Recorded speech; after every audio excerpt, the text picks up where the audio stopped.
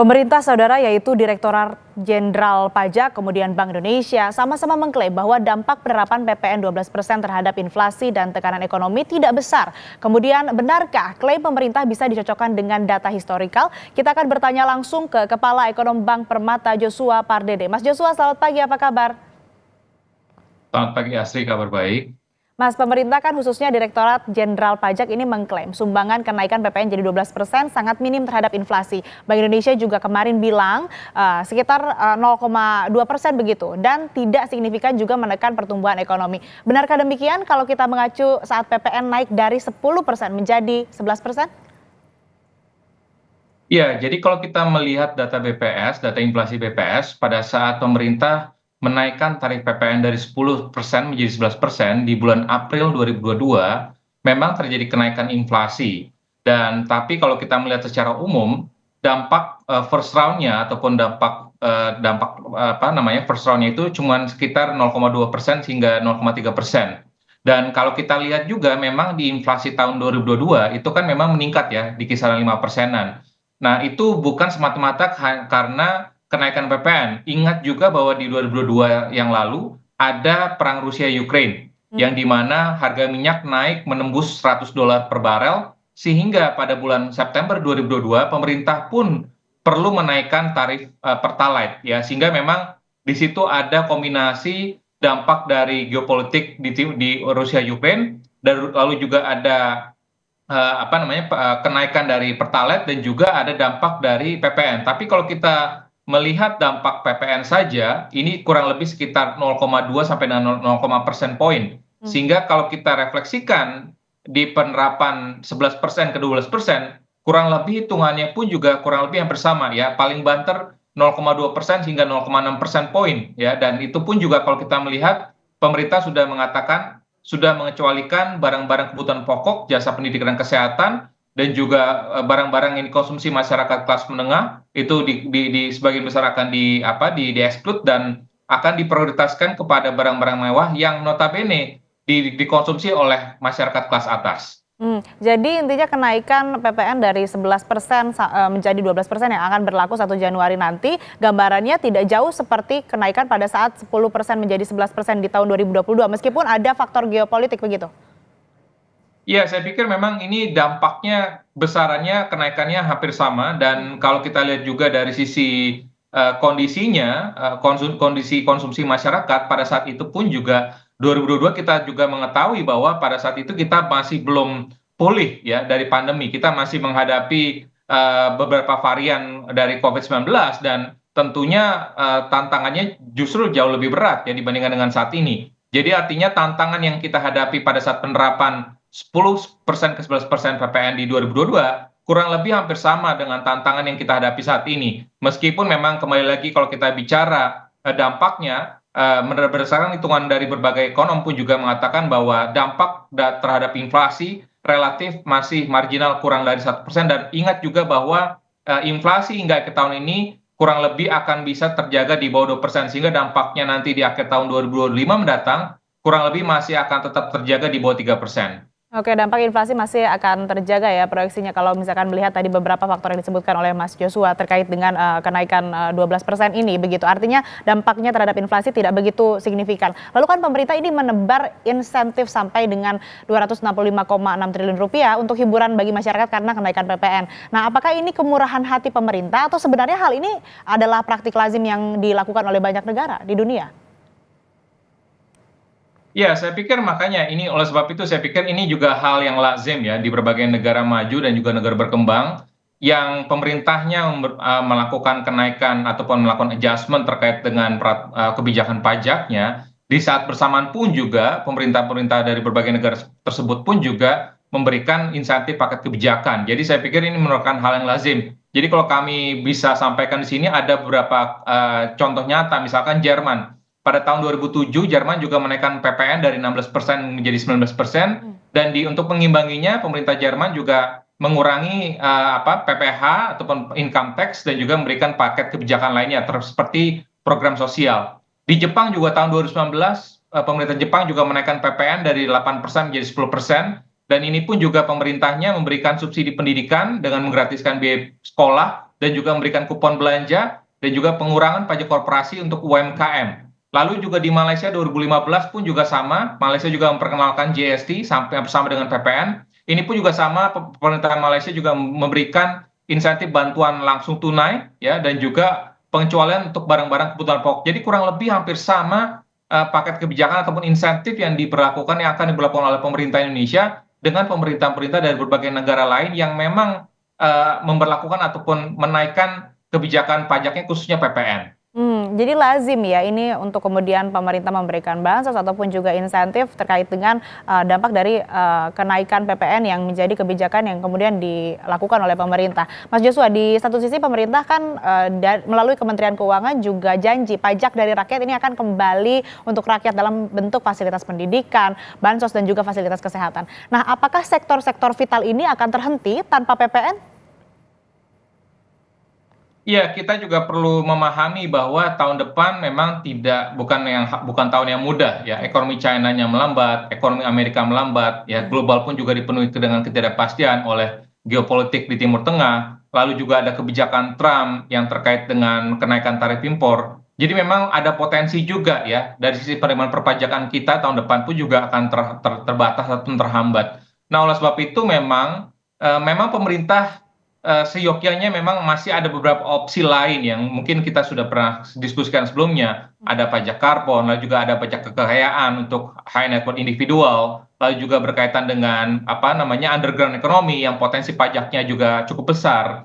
Namun memang kalau kita melihat dari sisi time frame waktunya, memang kalau kita lihat dari sisi penerapan kenaikan PPN ini memang relatif pengkajiannya ataupun dalam sisi pengkajiannya relatif lebih bisa mudah dilakukan ya, sehingga makanya oleh sebab itu pemerintah mengambil opsi kenaikan PPN ini ya dengan harapan tadi bahwa dengan ada kenaikan tarif PPN ini, meskipun memang kalau kita lihat simulasi sebelumnya kalau kenaikan PPN ini diberlakukan untuk semua barang, ini kami melihat ada potensi kenaikan penerimaan perpajakan itu sekitar 70 hingga 80 triliun.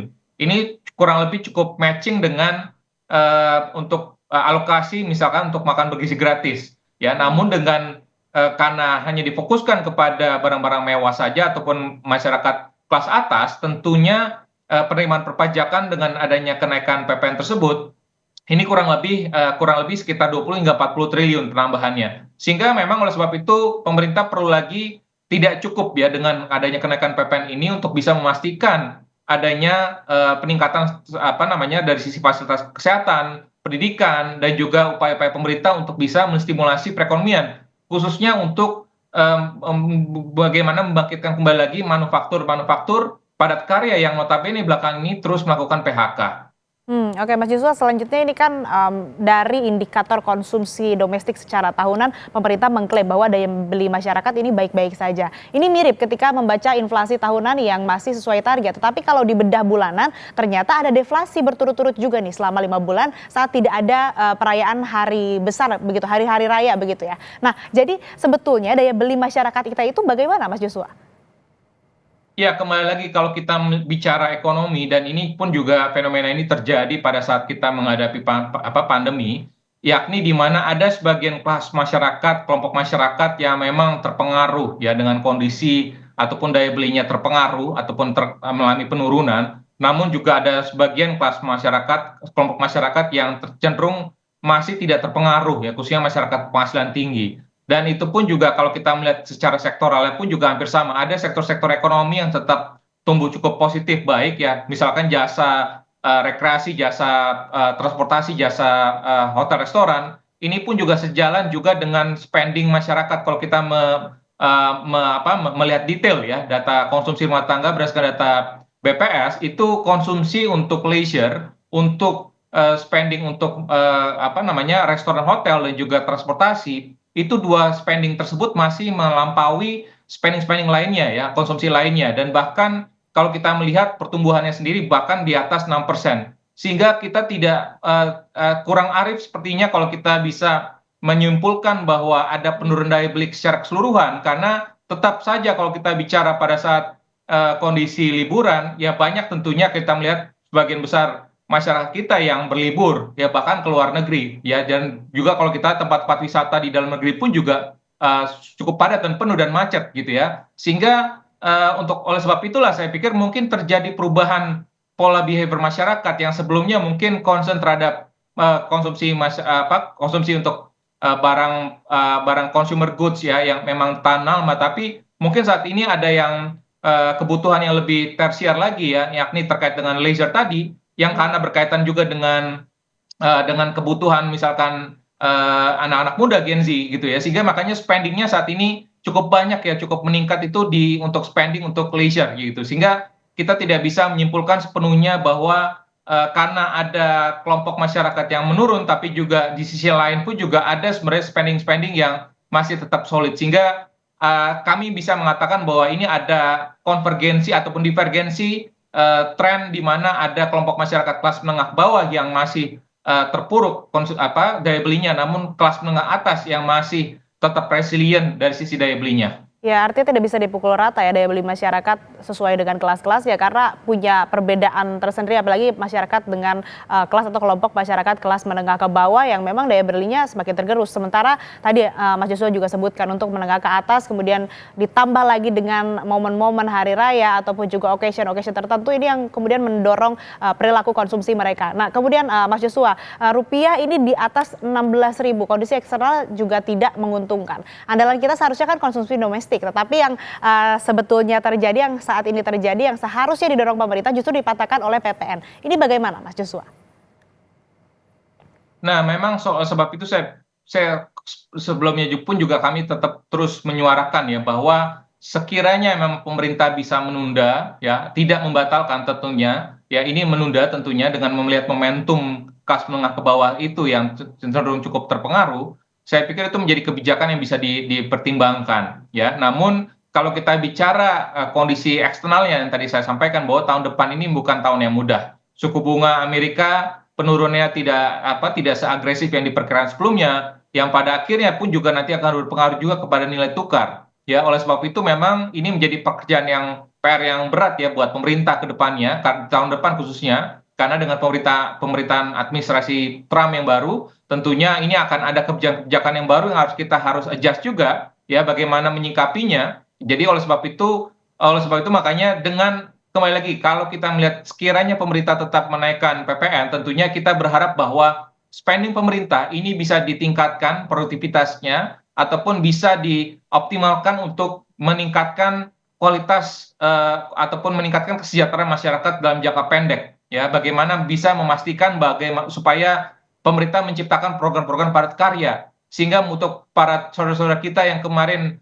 masih sudah kurang beruntung yang sudah ter-PHK oleh para industri padat karya, ini pemerintah bisa akomodir ya dengan adanya penciptaan lapangan pekerjaan gitu. Sehingga saya pikir kembali lagi bagaimana dari kebijakan PPN ini pemerintah bisa meningkatkan juga kualitas spendingnya agar bisa mendorong pertumbuhan ekonomi yang lebih baik lagi, khususnya konsumsi domestik di tahun depan. Ya, tahun depan bukan tahun yang mudah, sehingga kebijakan yang nantinya diterapkan ataupun juga diberlakukan oleh pemerintah harus kembali melihat bagaimana kemudian bisa menyejahterakan rakyat. Salah satunya kalau misalkan menerapkan PPN ini harus dilihat tadi spending dari pemerintah untuk kemudian kepentingan masyarakat. Tapi kalau ingin tetap dilaksanakan atau tetap diberlakukan, ada momentum tadi yang disebut oleh Mas Joshua, sehingga lebih bijak untuk menunda kenaikan PPN 12%. Terima kasih Mas Joshua Pardede, Kepala Ekonomi Bank Permata, telah bergabung bersama kami di Kompas Bisnis. Sehat selalu.